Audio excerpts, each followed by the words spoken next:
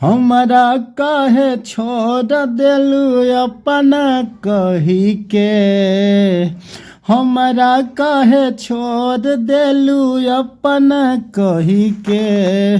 तो कहेला दिलवा तोड़लू हो दिलवा में रही के।